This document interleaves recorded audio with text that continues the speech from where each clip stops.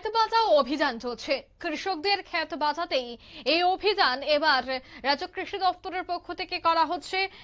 এই কর্মসূচিটির আজ আয়োজন করা হচ্ছে আগরতলার প্রতাপগড় স্থিত প্রিয়লাল স্মৃতি ভবনে জেলা কৃষি এবং কৃষক কল্যাণ দপ্তরের উদ্যোগে। জানা গেছে ডুগলি এগ্রি এর উদ্যোগেই আগরতলার প্রতাপগড় স্থিত প্রিয়লাল স্মৃতি ভবনে অনুষ্ঠিত এই ক্ষেত বাঁচাও অভিযান কর্মসূচিতে উপস্থিত ছিলেন রাজ্যের কৃষি দপ্তরের মন্ত্রী রতনলাল নাথ, আগরতলা পৌর নিগমের ডেপুটি মেয়র মনিকা দাস দত্ত, বিশিষ্ট বিজ্ঞানী ডক্টর গণেশ দাস এবং কৃষি দপ্তরের উপপরিচালক সঞ্জীব দেববর্মা সহ অন্যান্য বিশিষ্ট ব্যক্তিবর্গ। এদিনের ক্ষেত বাঁচাও অভিযানের মূল উদ্দেশ্যই হচ্ছে যে কৃষকদের ক্ষেত বাঁচাতে পদক্ষেপ গ্রহণ করা জেলা কৃষি এবং কৃষক কল্যাণ দপ্তরের উদ্যোগে। এই অনুষ্ঠান থেকে কি বলছেন মন্ত্রী শোনাবো। খুশি নি কারা কারা খুশি আত্মরত দেখি 1 কোটি বাংলা লোক আতুরে না কেন টাকা বলে লাগবো একজন রয়েছে ভালো ঠিক আছে। আমারে বলেন তো দেখি কৃষকের অ্যাকাউন্টে টাকা ঢুকাই দিল 1 কোটি, শ্রমিকের অ্যাকাউন্টে 1 কোটি, ব্যবসায়ীর অ্যাকাউন্টে 1 কোটি, ডাক্তারদের অ্যাকাউন্টে 1 কোটি, ব্যবসায়ীদের অ্যাকাউন্টে 1 কোটি, প্রত্যেক সরকারি কর্মচারীর অ্যাকাউন্ট 1 কোটি। এবার টাকা তো আপনার আছে, অসুখ হইল ডাক্তার তো আমি যেতে পারতাম না, আমার টাকা আছে, আমার তো টাকা নেই, রূপ দেখাবেন কোন দোকান বন্ধ, এবার অ্যাকাউন্টে টাকা আছে, কই পেবেন কই পেবেন? আমি টাকা তো আসুন, টাকা ব্যাগও তো আপনার কাছে রয়েছে। কৃষক করলে আমি কৃষি কাজ করতাম না, শ্রমিক করলে আমার মজদুরি করানোর দরকার নাই, মাস্টার করলে আমি যেতাম না স্কুলে, টাকা আছে। খাবেন কিটা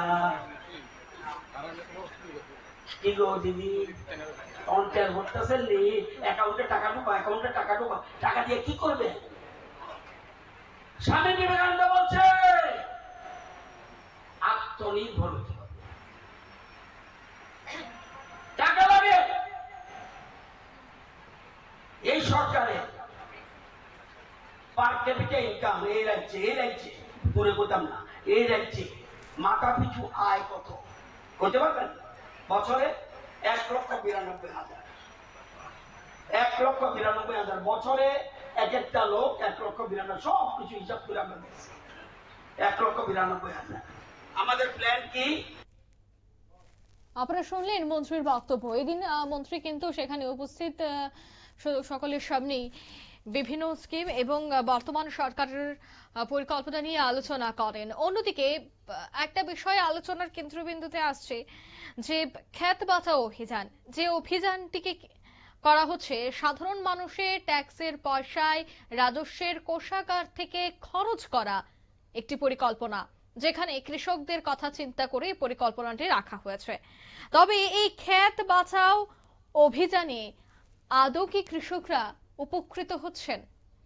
বহু অভিযোগ সংবাদ মাধ্যমে উঠে আসে, যে অভিযোগ রয়েছে যে কৃষি কাজ করতে গেলে অনেক ক্ষেত্রেই সরকারি সুযোগ সুবিধা প্রদান করা হয় না, খরা হলে জলের সমস্যায় ভুগতে হয় কৃষকদের।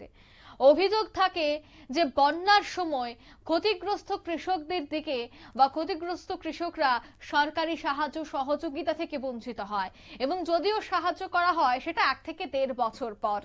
অন্যদিকে আরো অভিযোগ রয়েছে যে বীজ বা যে সার প্রত্যেকটি কেন্দ্রে আসে সেটাও ঠিকঠাক ভাবে দেওয়া হয় না কৃষকদের। অনেক ক্ষেত্রে এমনও অভিযোগ থাকে যে সেই বীজের মান একেবারে থাকে নিম্নমানের। তাই এ ধরনের ক্ষেত বাঁচাও অভিযান আদৌ কৃষকদের কতটা সাফল্য আসছে সেটাই হচ্ছে বড় আলোচনার বিষয়। অন্যদিকে এই ধরনের সমস্যায় যখন কৃষকরা প্রতিদিন সম্মুখীন হচ্ছেন, তার মধ্যে এই অভিযান কি শুধুমাত্রই অভিযানের নামেই থেকে যাবে? এমনটাই কিন্তু অভিযোগ। নিয়ে নিচ্ছি ছোট্ট একটি বিজ্ঞাপন বিরতি, সঙ্গে থাকুন।